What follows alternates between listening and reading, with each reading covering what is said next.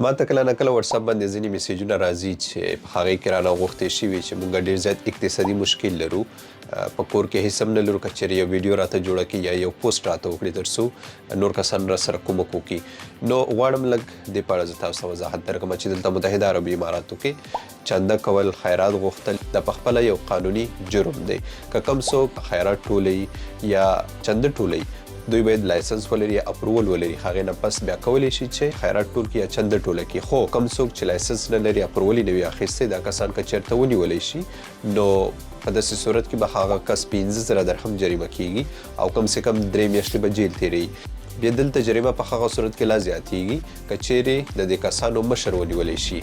مطلب یو کس دی، هغې نوره کسان راوستي دي، دی ورته ګرځي او هغه کسانو باندې خیرات ټولوي یا چنده ټولوي یا سوال کوي، خو دی ورته ګرځي. نو په داسې صورت کې که چېرته دغه ټیم ونیولی شي، دغه ټیم لیډر به بیا 1,00,000 درهم جریمه کیږي او تر 6 میاشتو پورې به جیل تیروي.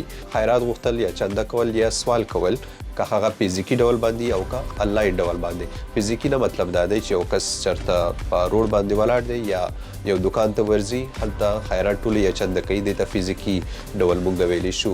او انلاین یو څوک په واتساپ باندې، په سوشل میډیا باندې، که هغه ټیک ټاک دی، فیسبوک دی یا نور سوشل میډیا پلیټفارم یا ویب سایټ لري، په هغې کې اعلان کوي چې موږ چنده ټولو یا خیرات ټولو او اپروول یې نه لري. نو که په داسې صورت کې دا کسان ونیولی شي، 15,000 درهم به جریمه کیږي او کم سے کم تر 3 میاشتو پورې به جیل تیروي. که بیا ټیم لیډر ونیولی شي، هغه به تر 1,00,000 درهم پورې جریمه کیږي او تر 6 میاشتو پورې به جیل تیروي. ګورې دلته دا قانون ولې سخت دی؟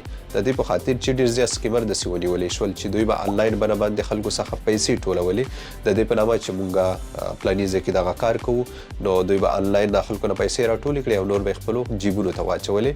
نو دوی په خاطر دلته ځان ته ادارې کار کوي، کوم څوک چې کوم مشکل ولري هغې ته د مراجعه وکړي، هغه ورسره کومک کوي. مننه.